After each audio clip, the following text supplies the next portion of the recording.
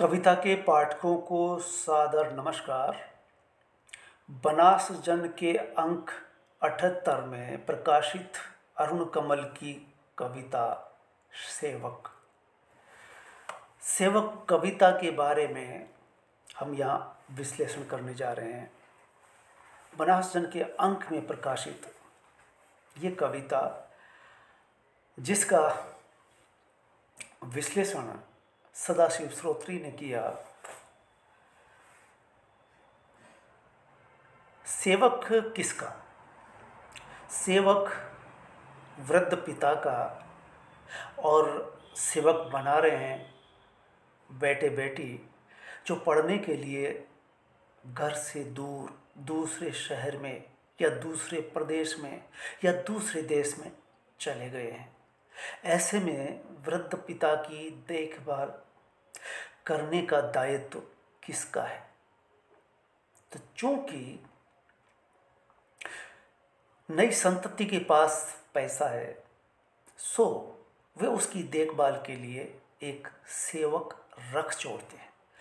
अरुण कमल सेवक नाम की इस कविता में उस वृद्ध जन के सेवक की स्थिति, विचार, भावना, उस वृद्ध से उसके जुड़ाव को लेकर के कविता ऐसी विडंबनापूर्ण स्थिति का वर्णन करती है, खासकर उस सेवक का। ये कविता न उस पिता या उस पुत्र पर है जो सेवक लगा रहा है उसकी सेवा के लिए, अपितु सेवक क्या सोचता है, सेवक की मन स्थिति क्या है, सेवक की भावना कैसी है। तो इसके मद्देनजर कविता एक ऐसी पृष्ठभूमि और ऐसे भविष्य का, जिसको देख सुन करके रोंगटे खड़े हो जाते हैं। तो ये कविता आंखें खोल देती है। पिता अपनी संतति से क्या चाहते हैं? हर पिता अपने बेटे बेटियों के लिए सब कुछ करता है, मेहनत करता है, रात दिन मेहनत करता है, रातों की नींदें हराम करता है, और वो चाहता है कि इनको सही मुकाम मिले, ऊंची और प्रतिष्ठित नौकरी मिले। लेकिन ये सब मिलने के बाद उसे क्या हासिल होता है? बड़े पैकेज वाली निजी क्षेत्र की नौकरी मिले या सरकारी सेवा में बड़ी नौकरी मिले, चाहे उसे विदेश ही जाना क्यों न पड़े, ये सब पिता सपने देखता है अपने बेटे और बेटी के लिए। ऐसी नौकरी हो या ऐसी सेवा हो जिससे लोगों का भला होता हो, क्या वो ऐसा सोच पाता है? ऐसी खुशियों से वो बेटे बेटी महरूम रह जाते हैं जो बड़ी नौकरी, बड़े पैकेज की नौकरी हासिल करते हैं, लेकिन वो ऐसा आत्मसंतोष महसूस नहीं कर पाते। क्या ऐसी नौकरी में भेजना चाहते हैं जिसमें दूसरों का भला हो, दूसरों के काम आते हो, दूसरे के अनुसार सोचते हो, या खुद आत्मसंतोष पाते हो? पैसे का लोभी भावनात्मक रूप से दरिद्र हो जाता है, क्योंकि हर माँ बाप बड़ी नौकरी के एवज में बेटे को अपने से दूर करने में कोताही नहीं बरतते। चाहे वो विदेश चला जाए, फिर उस बेटे और बेटी का उस घर से, उस गांव से, उस परिवार से, उस जमीन से लगाव नहीं रह जाता है। वो पैसे का लालची हो जाता है। इस अर्थ में वो भावनात्मक रूप से दरिद्रता का जीवन जी सकता है। मानव जीवन की सार्थकता मानव बनने में होती है। क्या ये बड़े पैकेज वाले मानव बन पा रहे हैं? आज का इंसान भौतिकवादी होता जा रहा है और इस बौद्धिकवादिता के चलते असंवेदनशील हो चला है। इसे क्या हम विकास कह सकते हैं, या फिर दूसरे शब्दों में इसे हम विनाश कहेंगे, मानवता का, समाज का, और देश उस कगार पर होगा। सेवक कविता अरुण कमल की हमारे सामने ऐसा आईना रखती है कि आज के विकास को प्रश्नांकित करती हुई कविता है,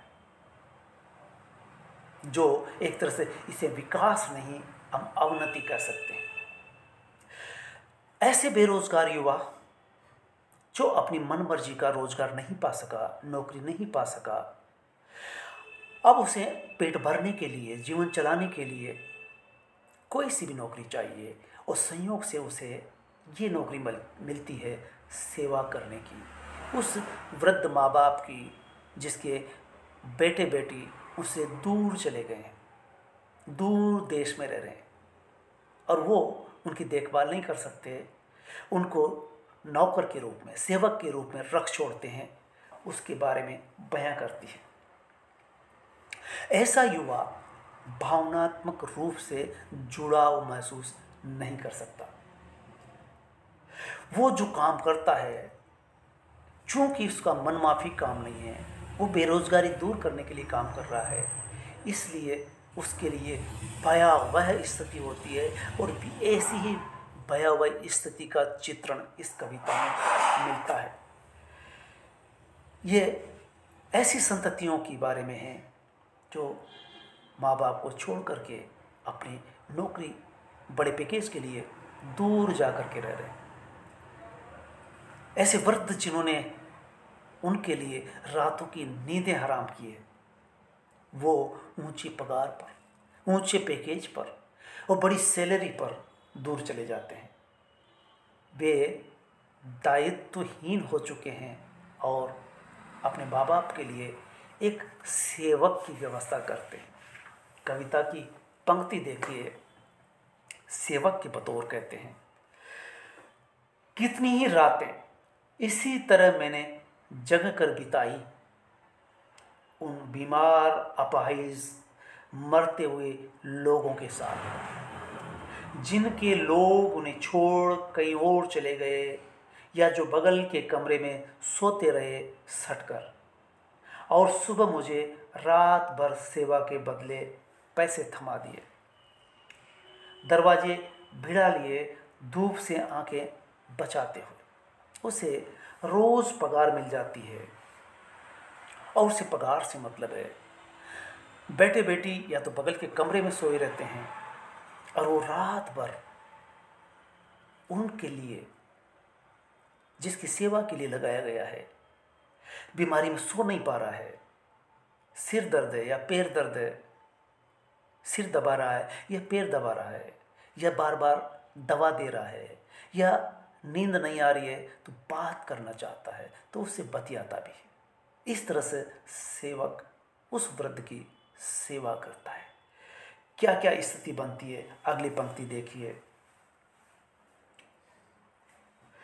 ऐसे हृदय विदारक चित्रण है कि जो अंतिम समय काट रहे हैं, जिसको अपनों की जरूरत है, अपने के बजाय उसे एक सेवक मिलता है, और रात इतनी लंबी, इतनी घनी, अनहोनी होती है। मैंने पहली बार जाना उन मरीजों के सिरहाने बैठकर, दर्द से ऐंठते बार बार कंठ भिगोते, किसी के इंतजार में ताकते, आखिरी बूंद तक सूखते, दर्द से ऐंठते बार बार कंठ भिगोते, किसी के इंतजार में ताकते, आखिरी बूंद तक सूखते हुए।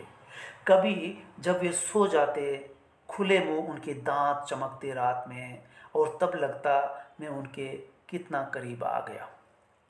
उनको अपने अपनों से करीबी का अनुभव करना चाहते, लेकिन वो उनके पास नहीं आते, महीनों तक चेहरा नहीं दिखाते, आवाज़ सुनाई नहीं पड़ती। ऐसे में सेवक को ये लगता है कि उसके पास रहते हुए, रात भर साथ रहते हुए, हर रात साथ रहते हुए वो जैसे अपनापन महसूस करता है या वृद्ध उसे अपना मान करके चलता है।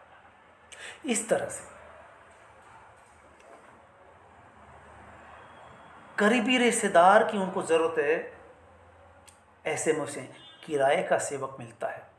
वो कहते हैं, जिनके माथे पर हाथ धरे तुम रात भर जगते हो। सेवक के बारे में कहा है, जिनके माथे पर हाथ धरे तुम रात भर जगते हो, उसके लिए तुम ही हो सबसे करीबी। अगर कोई करीबी है तो वो नहीं जो खून का रिश्ता रखते हैं, बल्कि वो है जिसे कोई खून का रिश्ता नहीं, लेकिन रात दिन साथ रह रहा है। जिसकी देह तुमने धोई पहुंची, उसके लिए तुम ही हो रक्त के सबसे नज़दीक। वो माँ बेटे बेटियों के पोतड़े धोती है, बार बार पेशाब टट्टी करते हैं, उसकी सफाई करती है। वही उस वक्त उनसे दूर चले जाते हैं और उनके लिए एक सेवक रख छोड़ते हैं। सेवक कह रहा है कि मैं ही उनका सबसे करीबी हूं। जैसे वृद्धों की दशा देखिए, एक जगह लिखा है कि पुराने अखबारी कागज सी देह, पुराने अखबार की स्थिति होती है कि उसे रद्दी में डाल दिया जाता है, एक दिन रद्दी में बेच दिया जाता है। उसी तरह से उस वृद्ध की स्थिति होती है जो यहाँ बयां होती है। सुबह जब उठकर जाने लगता, तब वे इस तरह से देखते जैसे उनका जहाज छूट रहा हो। बिंब देखिए कि यात्री जिस जहाज को पकड़ना चाहते हैं और किसी कारण से देर हो गई है, टाइम निकल गया है और जहाज छूट चुका है, निकला जा रहा है, इस तरह से उस जहाज को जिस तरह से वो सवारी देखती है, छूटती है जहाज को, इस तरह से वो अपने उस सेवक को देखते हैं, अपनों को नहीं कि वो फिर आएगा। जब तक वो दूर जा रहा है तब तक ऐसा लगता है कि अब वो खालीपन, अकेलेपन में जीने वाले हैं। और वृद्धों की दशा का मार्मिक वर्णन हुआ है, ये आगे भी जारी रहता है। मुझे वो बुजुर्गवार कभी नहीं भूलता जिसके बच्चे विलायत में थे, और जो बिल्कुल अकेला अपने फ्लैट में जौ के दानों से दिन गिन रहा था। किसी तरह से दिन गिन रहा है, उसके अंदर ये हसरत भी होती है कि मेरे बच्चे आएंगे कल। वो कल कितना लंबा हो जाता है और सेवक के साथ वो जीवन गुजार रहे होते हैं। कोई वैसी बीमारी न थी, बस वो बूढ़ा और अकेला था। उसे कोई खास बीमारी न थी, बस वह बूढ़ा और अकेला था। तभी मैं उसकी सेवा में आया और धीरे धीरे उसने मुझे घेर लिया। वह कभी रोता न था, न कभी मुझे कुछ करने को कहा। बस रात भर जगा रहता, छज्जे में आराम कुर्सी पर बैठा। चांद उसको प्रिय था और तारे, और लाल कनेर की गंध से भारी हवा, और कई प्याली चाय। बार बार चाय की मांग करता, उस सेवक उसे चाय बना कर दे देता। उसे खाने को मिल जाता है, पीने को चाय मिल जाती है, पीने को पानी मिल रहा है, लेकिन वो भावनात्मक बातें जो करना चाहता है वो करने वाला उसके पास नहीं होता, बल्कि एक सेवक होता है। सेवक महसूस करता है कि वो वृद्ध अपनों के लिए किस तरह से तरस रहा है। जैसे कोई फूल झड़ता है और फूल झड़ते हुए देख करके कैसा महसूस होता है, उस तरह से वो वृद्ध की स्थिति होती है। ये कविता वृद्धों की असहायता और अकेलेपन से परिचित कराती है। जिन चेहरों को देखने पर से ये वृद्ध लोग एक आत्मीय सुख का अनुभव कर सकते थे, वो इन्हें नहीं मिल पाता। वो आत्मीय जन अपने खून जो दूर सुदूर में रह रहे हैं, अब इनकी कोई चिंता ही नहीं है, उनको वो अनुभव कर सकते हैं आत्मीय सुख जिनसे हैं, उनको अब इनकी किसी तरह की कोई चिंता नहीं रह गई है। इसी सेवक का मनोदशा का वर्णन फिर अगली पंक्ति में होता है, कोई भी काम मुझे मिल जाता तो ये सब छोड़ देता। यानी वो भी अपनी मजबूरी में इस काम को करता है। जो मजबूरी में काम करता है, जिसमें लगाव नहीं है काम के प्रति, जिसमें काम से संतोष नहीं है, वो आदमी उस काम को सिर्फ नौकरी के लिए करता है। वो कैसा महसूस करता है? कोई भी काम मुझे मिल जाता तो यह सब छोड़ देता। पता नहीं कितनी हजार रातों से जग रहा हूँ। जरा और मरण के इतने पास एक बार तो एक आदमी ने मुझे ऐसे जकड़ लिया था जैसे वो डूब रहा हो और मुझे भी खींच लेगा भंवर में, लगा जैसे मेरा छिलका उतर रहा हो और मैं भागा। जैसे कि वो रात भर उसके साथ रहता है और जब सुबह होती है तो वो अपने घर के लिए निकलता है। तब वो बूढ़ा इस डर में कि पता नहीं बाद में मिल पाएगा या नहीं, या मैं जीता रहूँगा या नहीं, तो उसे बात भर लेता है और इस तरह से जकड़ लेता है कि छोड़ना ही नहीं चाहता।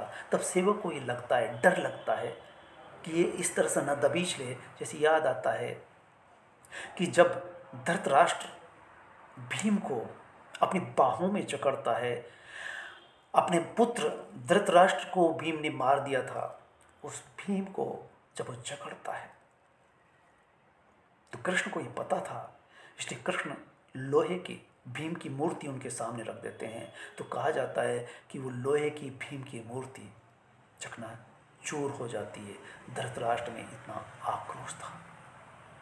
तब धृतराष्ट्र कहता है कि भीम मुझे माफ करना, मैंने तुम्हें पुत्र के मोह में, पुत्र के दंश में मैंने खत्म कर दिया। तब कृष्ण कहते हैं कि नहीं।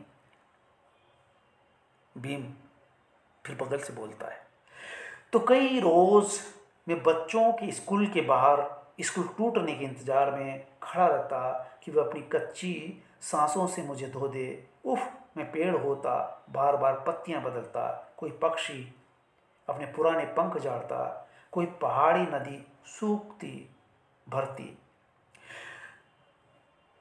मरणासन लोगों की सेवा करते हुए सेवा की स्थिति है कि उनकी हर फरमाइश को पूरा करते हुए जीना। इस सेवक को भी इस तरह की सेवा के लिए आवश्यक सेवा भाव के अभाव में किसी नरक जैसा जीवन जीना पड़ता है। उसी की पंक्तियां कहती है कि कोई पक्षी अपने पुराने पंख झाड़ता, कोई पहाड़ी नदी सूखती भरती। इस सेवक के लिए काम एक मारक किस्म का था, जिसे करने के लिए ये बेरोजगार युवक दिवस है, कोई काम उपलब्ध न होने के कारण, बेरोजगारी दूर करने के कारण इस काम को करता है और महसूस करता है कई बार मन में बांधा, कोई और काम खोजूंगा, स्कूल की दरबानी या बच्चों का रिक्शा हाँकूंगा। पर धीरे धीरे ऐसा समय आता है जब सारे रास्ते पानी में डूब जाते हैं। बस एक ही कोठरी बसती है पूरे शहर में, खाली शमशान के पास। यानी वो ऐसा काम उसे मिला है क्योंकि उसके पास कोई हुनर नहीं, कोई शिक्षा नहीं, क्या काम कर सकता है। तो उसे एक वृद्ध का वो काम मिलता है जिसे उसकी साफ सफाई करनी है। गंदा कर दिया कपड़ा उसे धो देना है, उसको नहला देना है, सुला देना है, और नींद नहीं आ रही है तो रात में उसे बतियाना है। तो अंततः वही कहता है कि अगर मुझे कोई दूसरा काम मिल जाए, स्कूल की दरबानी मिल जाए, स्कूल की बस चलाने के लिए मिल जाए, तो मैं वो भी कर लूँगा। लेकिन तत्काल वो भी नहीं मिलती, सो वो मजबूर होकर के वही काम करता है। वो वर्षों से कर रहा है। एक वर्ष से मुक्त होता है तो दूसरे वर्ग की नौकरी उसे मिल जाती है। दूसरे लोग ही उसके रोजगार का जुगाड़ कर देते हैं और उसी तरह का उसे काम मिलता रहता है।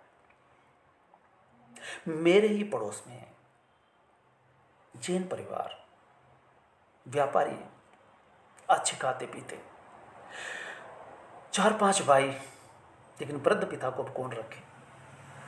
तो एक ने रखा, दूसरे ने रखा, और बाकी ने कह दिया कि ठीक है, जितना ये सेवक लेता उतनी इसको तनख्वाह दे दी जाएगी, बस ये इसकी सेवा करते रहे।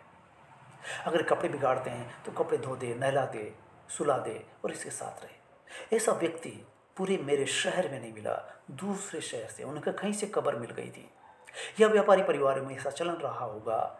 सो वो उनको पता चल गया तो उस तरह के व्यक्ति को ले आते हैं खोज करके, और वो बराबर शायद महीने, 2 महीने, 3 महीने लगातार काम करता रहा। तो ये मैंने अपने पड़ोस में ही देखा। जिस कविता के बारे में या अरुण कमल ने जो ऐसे ही लोगों की, ऐसे ही सेवक की बतौर ये कविता लिखी है, तो उन्होंने ये बड़ी शिद्दत से महसूस किया, अपने आंखों से देखा, कानों से सुना, उस सेवक की भावनाओं को समझा। और ये कविता पढ़ करके, सुन करके मुझे भी ये एहसास होता है कि मुझे भी आज से कोई 10 साल पहले ऐसा वाकया जो मेरे पड़ोस में घटित होता है याद हो आता है। तो इस तरह से लोग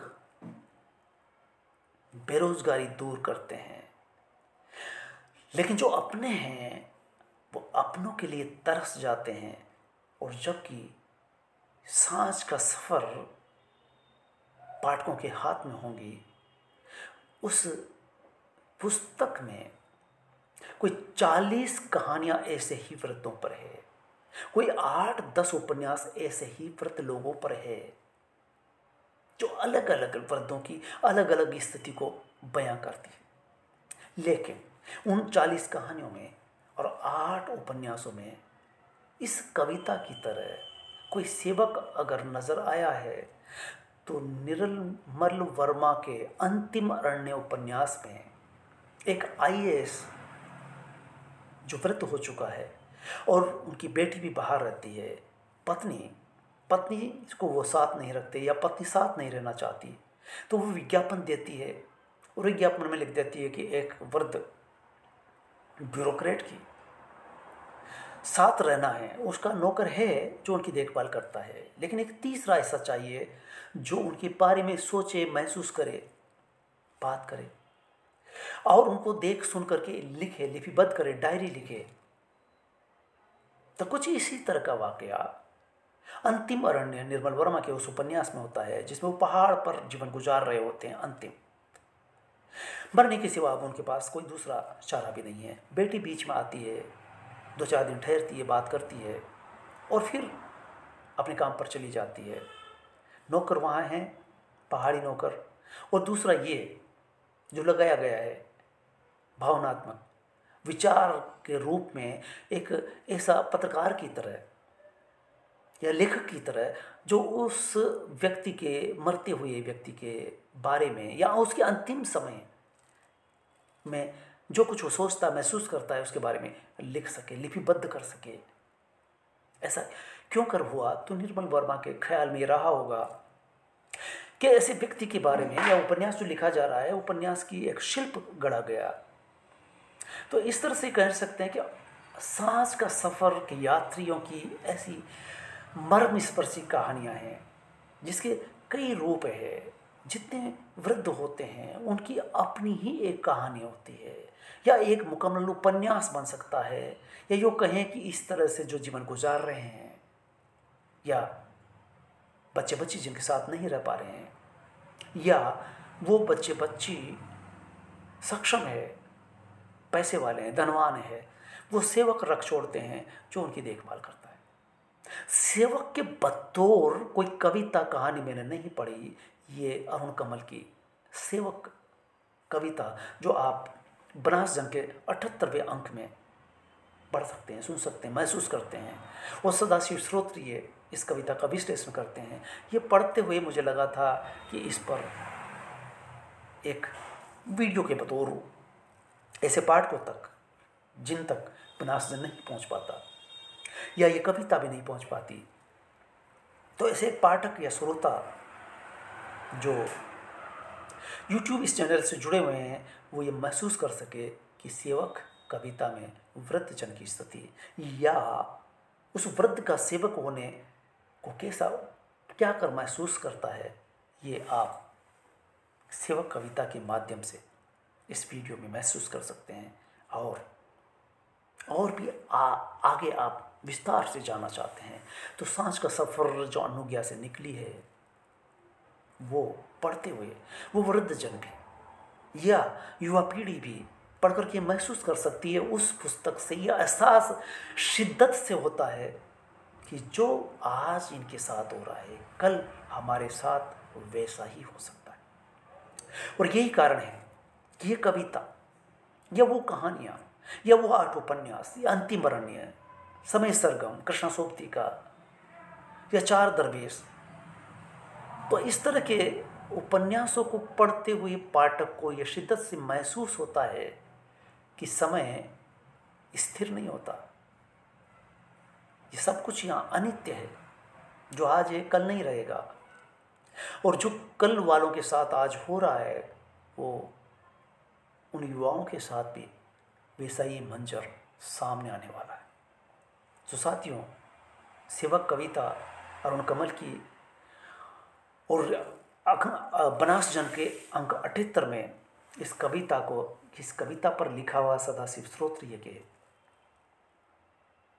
विश्लेषणात्मक लेख को पढ़ करके चंद पंक्तियां जो मैंने यहाँ पढ़ करके सुनाई, इसका एहसास कर सकते हैं कि वृद्ध जन के साथ जो सेवक रहता है वो कितनी भयावह स्थिति में रहता है।